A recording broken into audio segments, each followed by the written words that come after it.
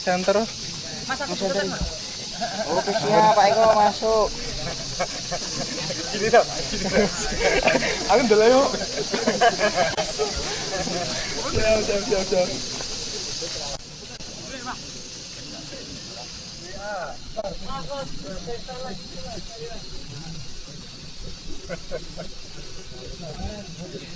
Kurang kerang frontal yang sama ya. Sing sisa mriki sing rada disi. Baik sama aja.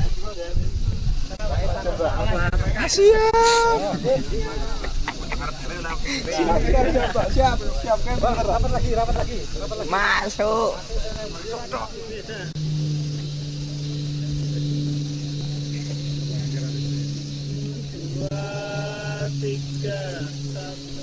Lihat. Masuk. Sama. Kayak bebas, itu apa kayak bebas? Gua kayak bebas gitu loh.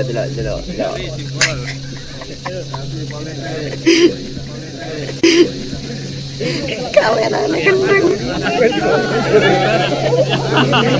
Dapat. Bisa.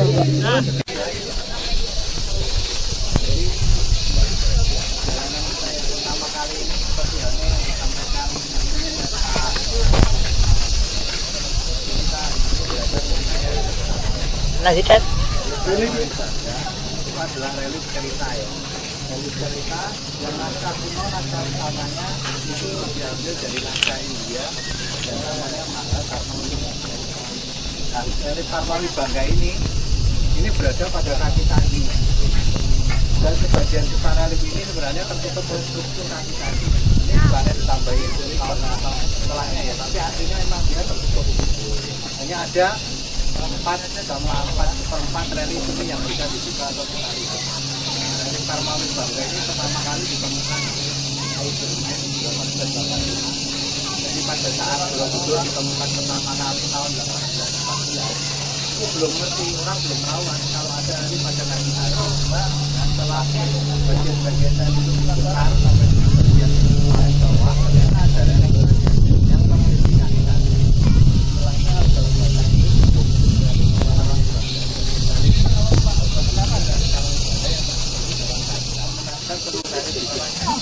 tidak ada dokumentasi lain selain dokumentasi dia, karena kita belum pernah mendengar ini kakinya dari satu. Jadi relief yang dokumentasi yang ada kaki-kakinya yang dari bagian itu pasti pada bahasa India. Karena kita tidak berani membongkar karena ini bagian dari struktural dari kaki. Kenapa? Struktural artinya kalau bagian ini dilepas, kan itu akan kolaps dan itu akan timbul. Maka ini memang terjadi kesalahan struktural pada saat tadi itu terjadi sekitar tahun 800. Kemudian tanggal sebagian besar relief Parmawi sudah diselesaikan. 10% diantaranya reliefnya belum selesai atau baru menggambar bagian-bagian saja dari sana. Jadi belum selesai tadi itu sesuatu. Ternyata bagian tadi yang kita bilang titik yang sebelah sana sama sebelah sana.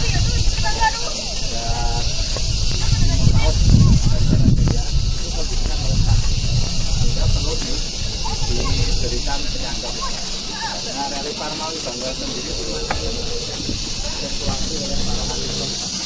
Kenapa relief itu ditutup? Kenapa relief itu nggak dibuka saja? Ya, alasan yang pertama adalah struktural, yang kedua adalah alasan religi.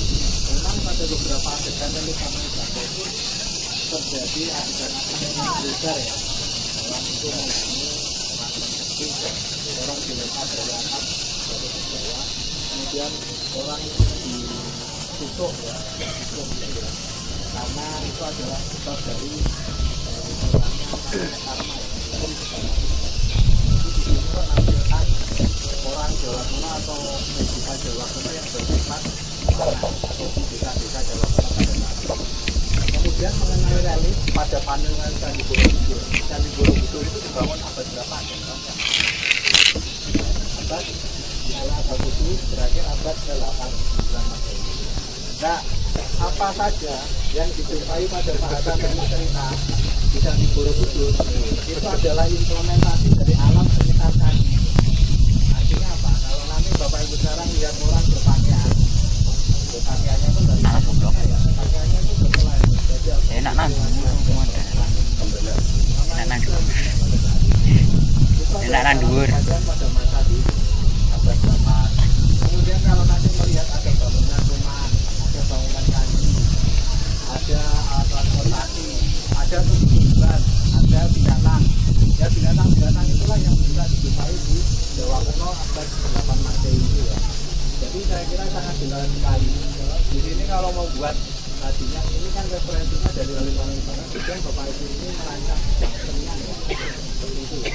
Jadi juga bisa dicermati nanti bagaimana orang bertingkah laku, orang berputus asa dari realistis itu. Kita analis semangat saja lah.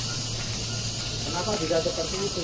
Jawabannya adalah satu, manuskrip atau naskah kanoni Banda itu kan dari India.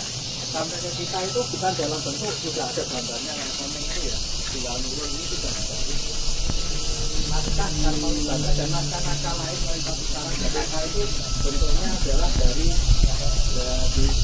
kemudian selanjutnya ini yang bisa saya katakan ini karma baik atau karma buruk. Baik buat Anda. Ini bukan orang mendem ya, ini mendem orang buta itu bukan. Nah ini juga gitu. Ini kalau ini akibatnya di sini, ya, akibatnya di sini, sebabnya di sini. Nah ini adalah juga sama, karena juga orang arif ya, kalau ini merawat orang yang sakit, orang yang sakit, orang yang sedang diberikan obat. Kemudian di sini kerian, manuk. Nah ini ada kendi, nah ini manuk obat yang diberikan orang-orang yang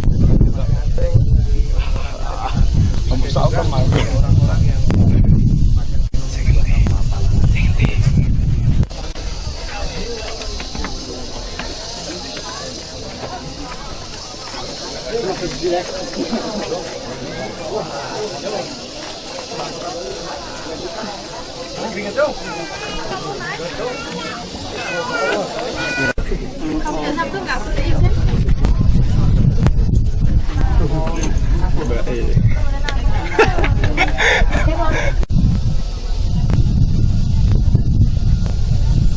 Televisi masanya televisi masa ini televisi masa ini.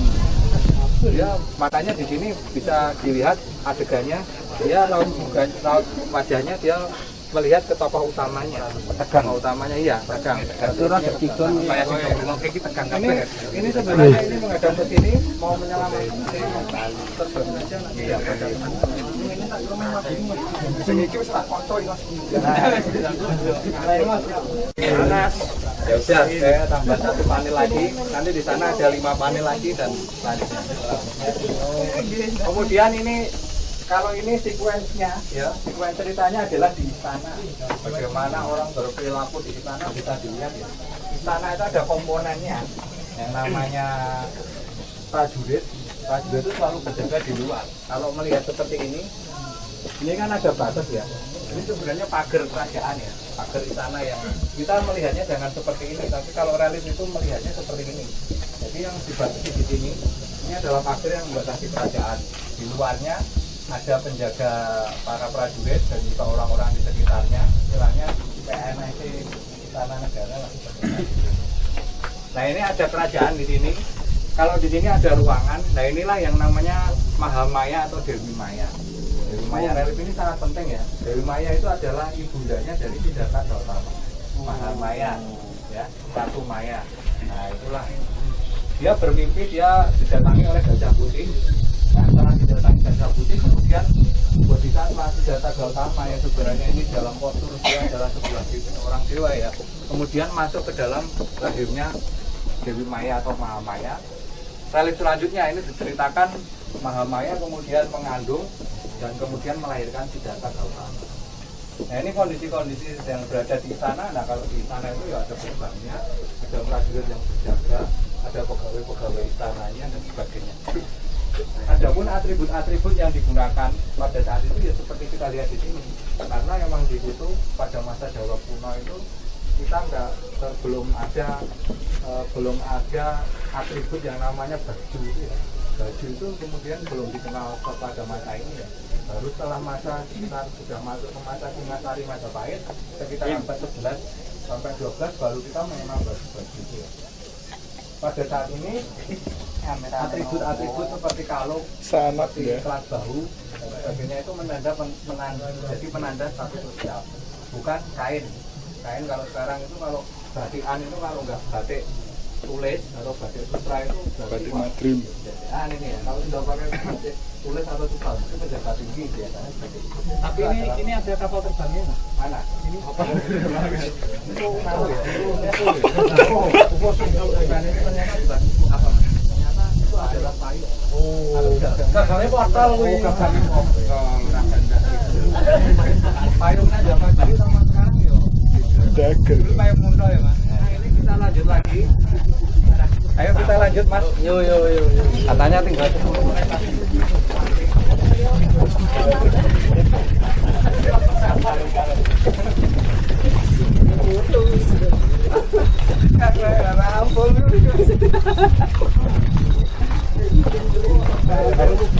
Oke,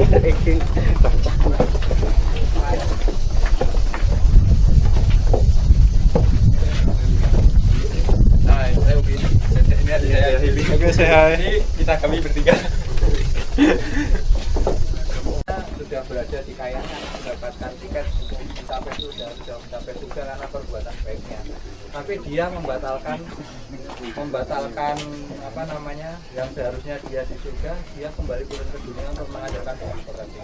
Dia bisa mengambil wujud seorang bangsawan, dia bisa mengambil wujud seorang dalam bentuk binatang yang mengajarkan budi pekerti. Tadi kan ini kan diceritakan tadi antara kerbau dan kera.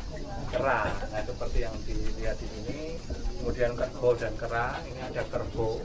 Kerbau itu digambarkan dengan bentuk tanduknya dan juga kera yang dia selalu usil ya mengganggu kerbau.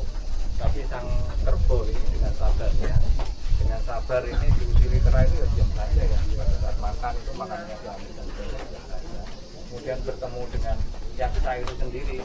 Yaksa itu adalah seperti ini ya, postur gambar yaksa, raksasa pada masa Jawa kuno, entah zaman dulu ada atau tidak, dia digambarkan seperti ini, matanya melotot, rambutnya gimbal, rambutnya gimbal, makanya gimbal itu karena bukan tinggi ya, karena nggak punya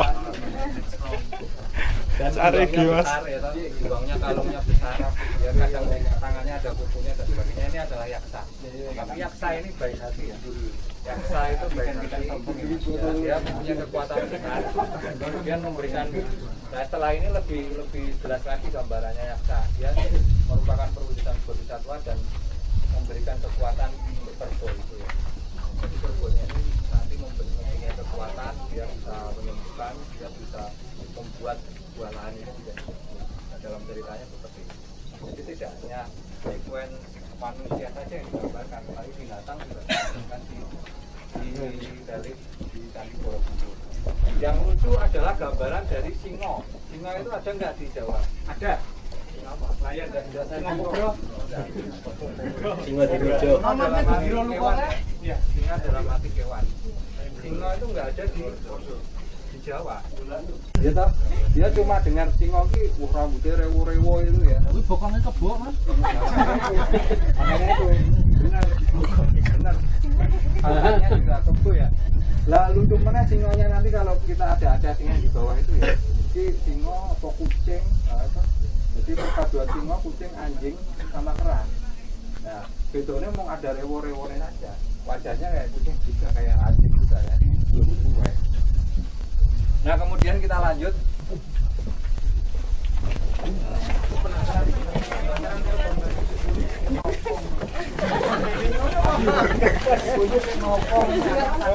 Nggak dikurang ini loh, sing ada kesingane. Lasir itu rasa kesukaan enggak kemumet, Marai penasaran nih kebun ini.